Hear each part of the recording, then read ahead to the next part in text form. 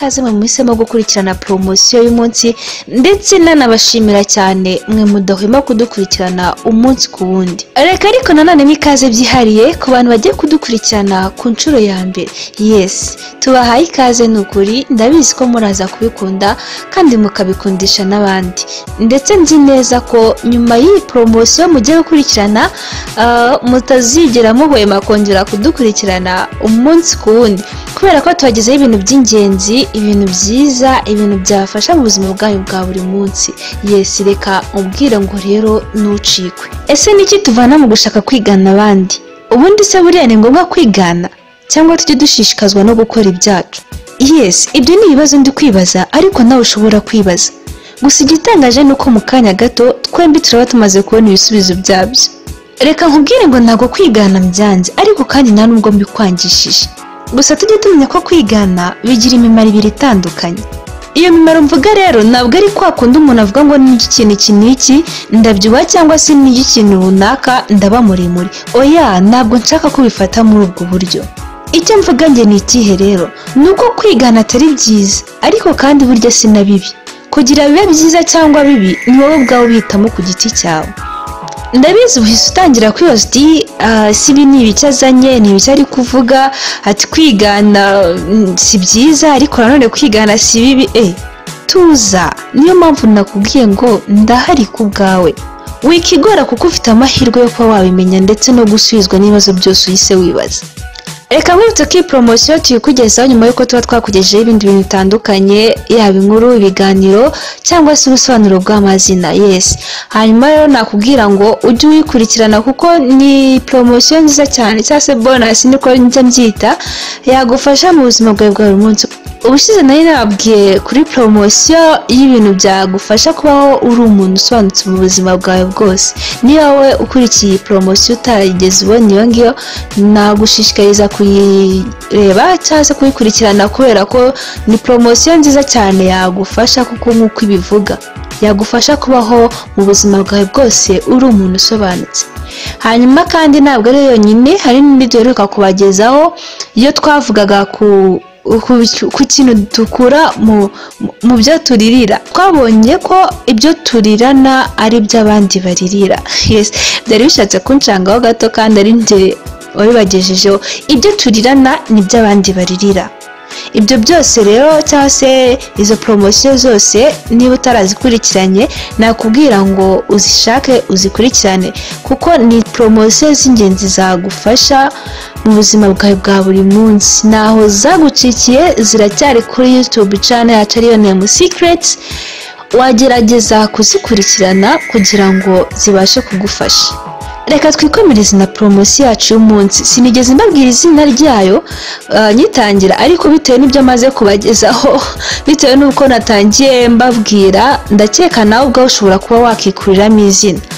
Gusa n'ubundi promosiyo sinzi, ndumva kuyiha izina atari ngombwa kuko si inkuru, si ikiganiro, si n'insanganyamatsiko wenda twahereza amazina turavugaho ku munsi, ariko nanone ni byiza gukora ibintu bisobanutse. Yes, niyo mpamvu navuga ngo nabyo biba ari ingenzi kuyigenera izina kugira ngo mubashe kuzitandukanya, kuko ni nyinshi tubagezaho. Uzamenye kwitandukanya niyo wumvise uyu munsi, umenye ko itandukanye niyo wigeze kumva ikindi gihe runaka. None rero promosiyo yacu y'umunsi iravuga ku kwigana. Natangiye mbabaza cyangwa se nanjye ubwanjye nibaza ibibazo bibiri vuga ku kwigana. Niyo mpamvu rero promosiyo yacu y'umunsi nayo tuyihaye izina rigira riti kwigana. Ikibazo nibazaga ni ese niki tuvana mu gushaka kwigana abandi? Icya kabiri nkibaza ni ese ubundi ni ngombwa kwigana iby'abandi cyangwa tujye dushishikazwa no gukora ibyacu? Ushobora kuba uri mu nzira ukabona umuntu arambaye, wenda yambaye umwambaro w'ikanzu, ukabona ni mwiza kandi ukabona aramubereye, warangiza ugatangira kuvuga uti Imana yanjye, uyu muntu yambaye neza pe, yambaye neza kandi araberewe, ndabona iriya kanzu nyikunze, nanjye ngomba kuyigura byanze bikunze. Please, narabwiye ngo nimugatekereze cyane. Ariko ntabwo nabuje gutekereza cyane, ahubwo narabwiye ngo tekereza cyane urenzeho gutekereza kure. Think big, think deep. Yes, izi promosiyo nicyo zibereyeho. Mba ngira ngo ngufashe gutekereza kure kugira ngo tumenye neza ibidukwiriye cyangwa se ibyo dukwiriye gukora. Narabwira kuko mbakunda, mbagezaho n'ibintu byiza. Uwo ukunda umugenera icyo ukunda nawe cyangwa se icyamushimisha. Ntabwo ari byiza kwihererana ibintu. Gerageza usangize abandi ibyo wamenye kuko bizagirira akamaro. Niyo mpamvu rero nanjye mba ndi kubasangiza bimwe mu byo nzi, kuko nshobora kuba mbizi wowe utabizi, kandi nawe kimwe n'uko hari ibyo uzi nanjye nazi. Ntabwo ari byiza kwihererana ibintu, jya ugerageza kubisangiza abandi. Iki nacyo ni kimwe mu bintu biri mu byo nabagejeho muri promosiyo y'ubushize. Niyo mpamvu nakubwira ngo ibintu ni magirirane. Uko tugenda tubagezaho promosiyo z'umunsi, tugenda tubonamo ibintu bigiye bihura, birahura. Niyo mpamvu rero nababwira ngo nimugacikwe n'izo promosiyo kuko bizajya bibafasha.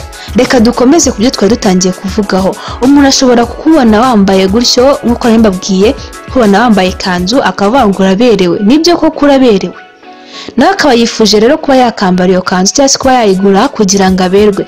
Yewe ashobora no kuba afite ubushobozi bwo kuba yayigura, ariko si mbere y'uko uyigura ndetse na mbere yo kuyambara wabanje kumenya neza niba wa muntu ushaka kwigana murahuje, muteye kimwe se. Cyane cyane niba mvuze ku myambaro, tutekereze no ku mubiri wacu. Physically umubiri wacu ateye ate? Uko ateye niko nawe uteye. Ushobora kuba wabonye ko imubereye, ariko wikumva ko kuba yamubereye nawe ushobora kukubera. Nibyo koko ushobora kuyigura ukamwigana, nawe ukayigura, yaba ibara bisa, yaba uko iteye bimeze kimwe, nawe ukayambara, ariko ntibivuze ko muzaberwa kimwe.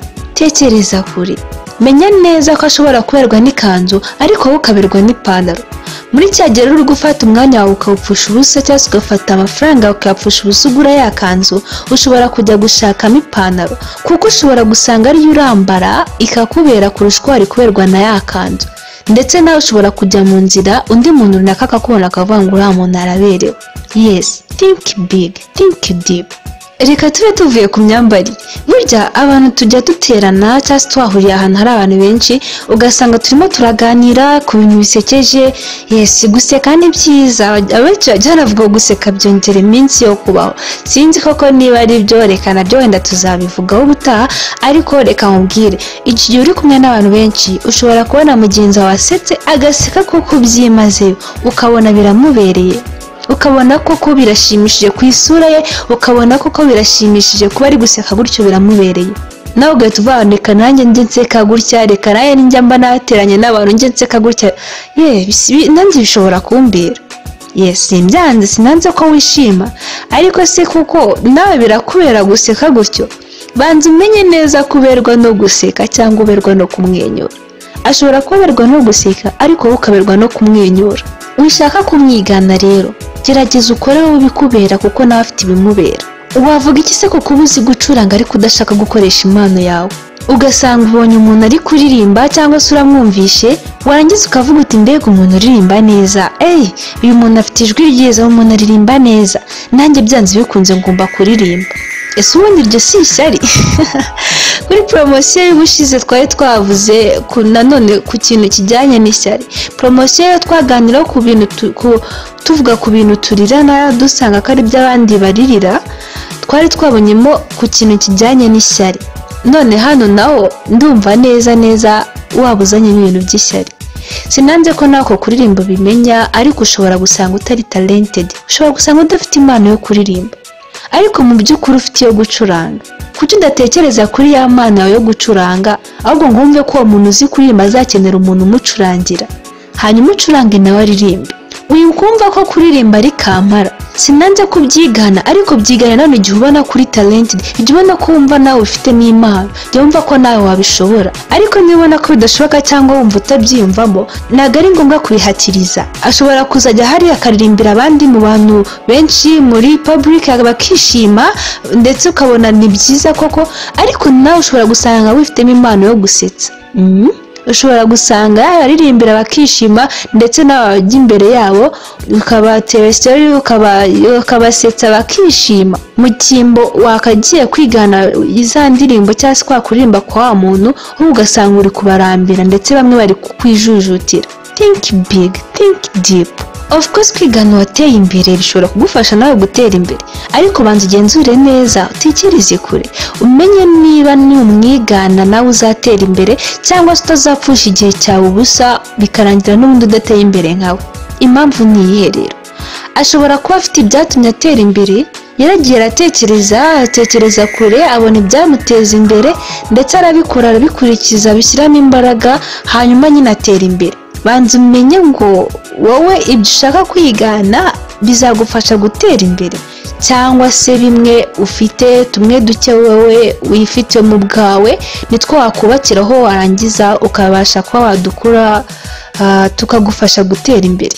Narababwiye ngo sinshaka ko mutekereza cyane, ahubwo ndashaka ko mutekereza cyane ariko mukarenzaho gutekereza kure.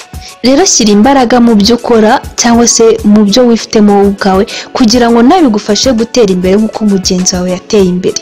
Kimwe nuko kandi numara gutekereza kure ukabona ko nawe uramutse wiganye ibyo wakoze byagutuma utera imbere, ntabwo mujije kwigana. Niyo mpamvu nakubwiye ngo kwigana ni wowe uzahitamo ko bikubera byiza cyangwa se bikakubera bibi. Nubona ko rero mushobora gukora imwe, ushobora kumwigana hanyuma ugatera imbere, yes, kora, ntabwo mbikubujije rwose. Ushobora noneho kumwigana hanyuma nawe ukaba wakifasha gutera imbere. Ni irihe somo waba ukuyemo? Fata umwanya wawe ku giti cyawe ubitekerezeho kandi utekereze kure nk'uko mbigusaba. Hanyuma ku bintu byose nkubwiye uraza wowe ubwawe niba navuga kubiyungurura sinzi uko nabyita, ariko ni wowe ushobora kwifatira imyanzuro ku giti cyawe ukamenya niba wazajya wigana abandi cyangwa se ushobora gushishikazwa no gukora ibyawe ku giti cyawe kugira ngo nawe bigire aho bikugeza. Gusa tumaze kubona ko kwigana bishobora kuba byiza cyangwa bibi bitewe n'amahitamo yawe. Yes, reka mbabwire ngo promosiyo y'umunsi reka tube tuyigarukirije ahangaha. Si uko ibyo kuvuga bidahari, ibyo kuvuga ni byinshi, ariko nanone iby'ingenzi biba byatambutse. Hanyuma nakubwira ngo niba wifuza kuzajya ukurikirana ibyo tukugezaho byose, urakora subscribe kuri YouTube channel yacu ni Name Secrets, hanyuma uze gukora kukazigera gahari, niko kazajya kagufasha kumenya buri uko dushyizeho ikintu icyo ari cyo cyose, kagufasha kubimenya hanyuma ujye kugikurikirana. Njyewe kandi ubagezaho ibi byose ni Miss Edith, ndabashimiye cyane.